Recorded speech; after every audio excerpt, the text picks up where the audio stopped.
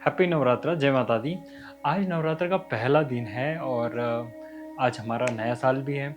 So first day हम जो पूजा करते हैं माता शैलपुत्री की करते हैं। माता जो शैलपुत्री हैं वही हमारे मूलाधार चक्र की देवी भी हैं।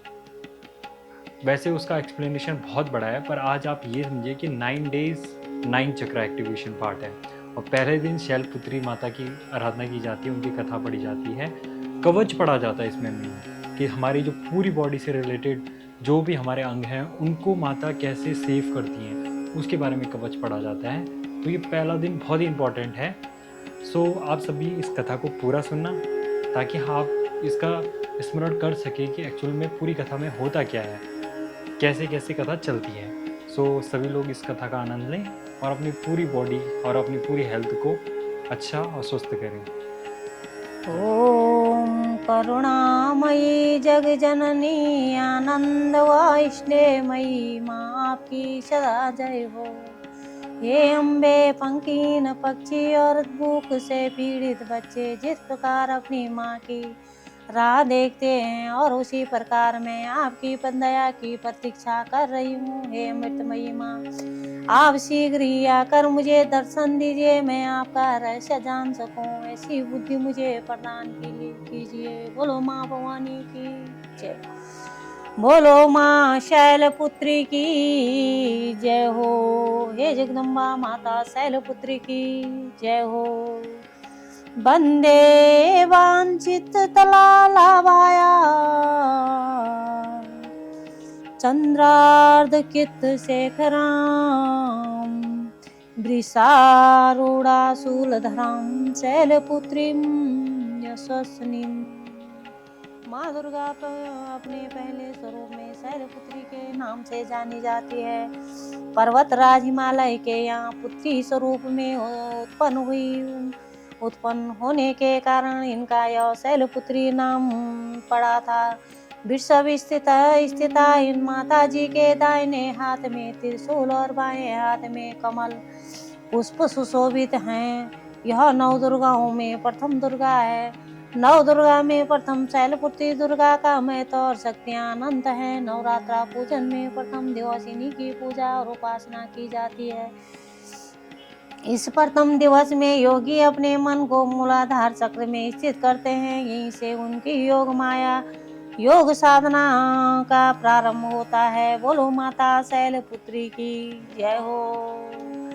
जय जयकार करो माता की, आओ शरण भवानी की, एक बार सब प्रेम से बोलो जय दुर्गे महारानी की। पहली देवी शैलपुत्री है कि बैल में सवारी, अर्ध चंद्रमा पाते पर सोए, सुंदर रूप मनोहारी, लिए कमंडल फूल कमल के और रुद्राक्षों की माला। दूसरी ब्रह्मचारिणी करे जगत में उजियाला। पूर्ण चंद्रमा सी शोभित है देवी चंद्रघंटा माता, इनके सुमिरन निर्बल भी सबल शत्रु पर जय पाता। चौथी देवी कुष्मांडा है, इनकी लीला है न्यारी, अमृत भरा कलश है, कर में किए बाघ की असवारी। कर में कमल सिंह पर आसन, सबका शुभ करने वाली, मंगलमयी स्कंद माता है, जग का दुख हरने वाली। मुनि कात्यायन की कन्या है, सबकी कात्यायनी माँ, दानव की शत्रु है, मानवता सुखदायनी माँ। सप्तम काल रात्रि है देवी महाप्रलय ढाने वाली, प्राणी मात्र का रक्षण करती, महाकाल को खाने वाली। श्वेत बैल है वाहन जिनका, तन पर श्वेतांबर माला, यही माँ गौरी है सबकी जगदम्बा माता। शंख चक्र है गदा पद्य कर में धारण करने वाली, यही सिद्धिदात्री देवी है रिद्धि सिद्धि देने वाली। जय माँ कल्याणमयी नव दुर्गे, जय हो शक्तिदायिनी माँ, जयति जयति चंडे नव दुर्गे, जय गिरिजा महारानी माँ। बोलो शैलपुत्री मैया की जय।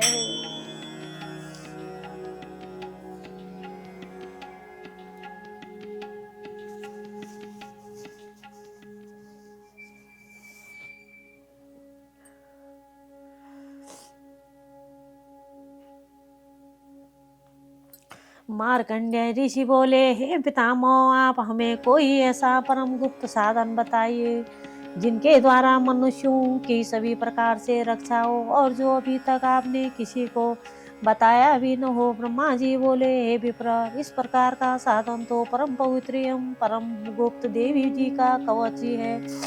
इसी से प्राणी मात्र का कल्याण एवं सब प्रकार की रक्षा होती है। इसे सुनिए। देवी जी की 9 मूर्तियों के नाम इस प्रकार हैं। पहली शैलपुत्री, दूसरी ब्रह्मचारिणी, तीसरी चंद्रघंटा, चौथी कुष्मांडा, पांचवी स्कंद माता, छठवीं कात्यायनी, सातवीं कालरात्रि, आठवीं महागौरी और नौवीं सिद्धिदात्री है।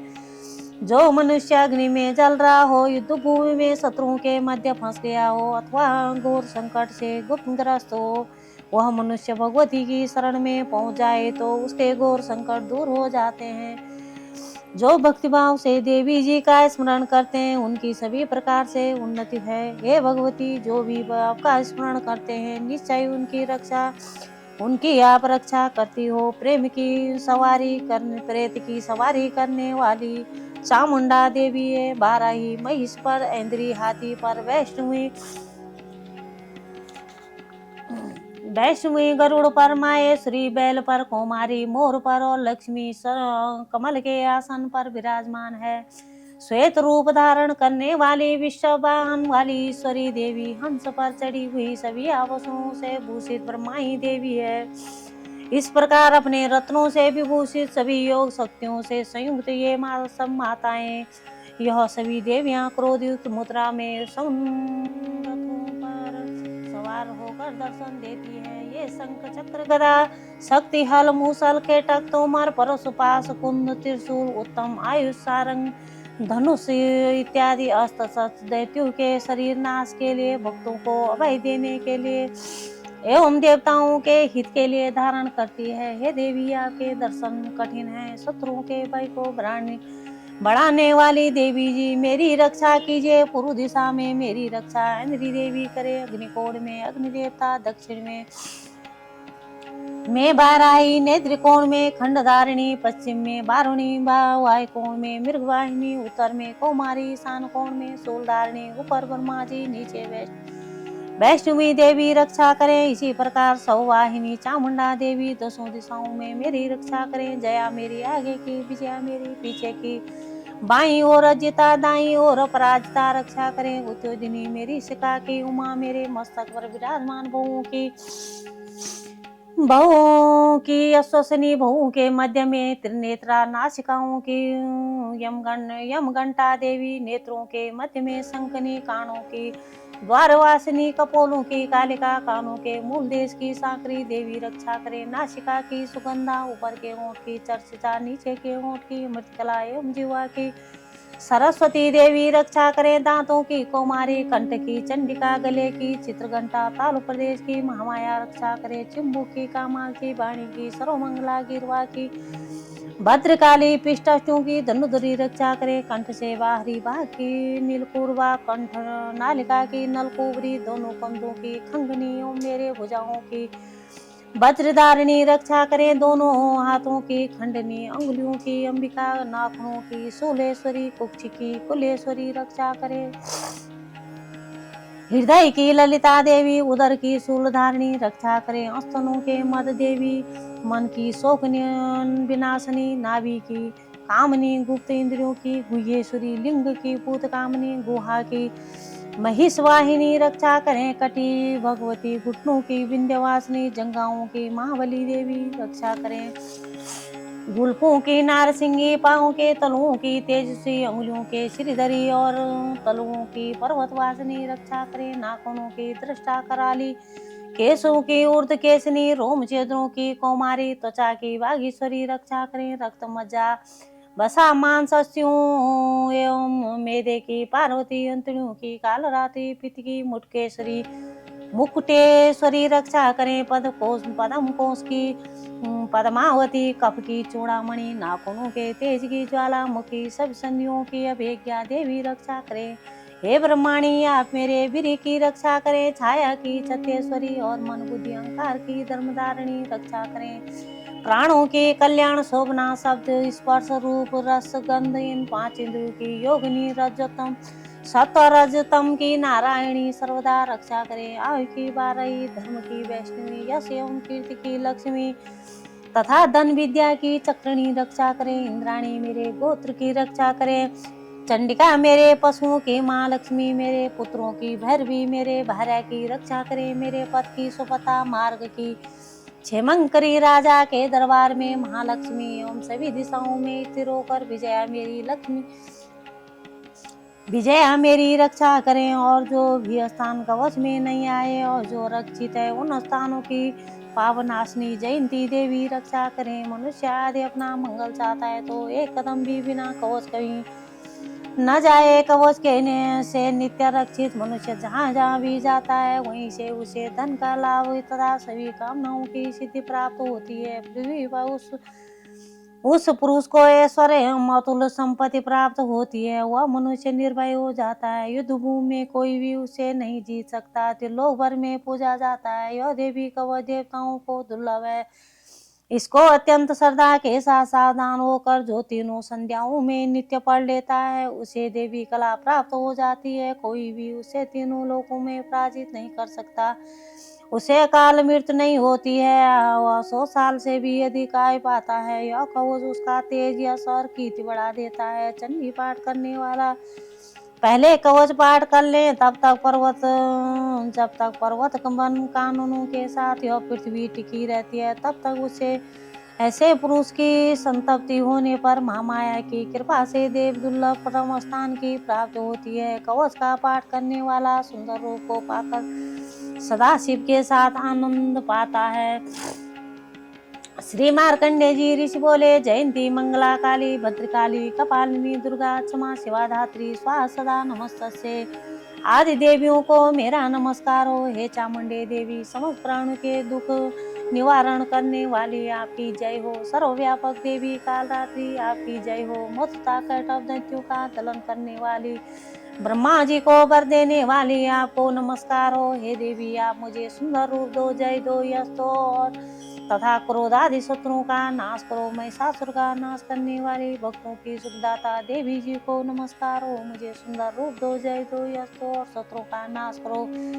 हे रक्त बीज का वध करने वाली देवी, चंड मुंडोसुरों का विनाश करने वाली, मुझे सुंदर रूप दो, जय दो, यश दो और शत्रुओं का वध करो। हे पावनाशक चंडिके, जो सर्वदा भक्ति पूर्वक आपके चरणों में मस्तक झुकाते हैं उन्हें रूप दो, जय दो, यश दो और शत्रुओं का नाश करो।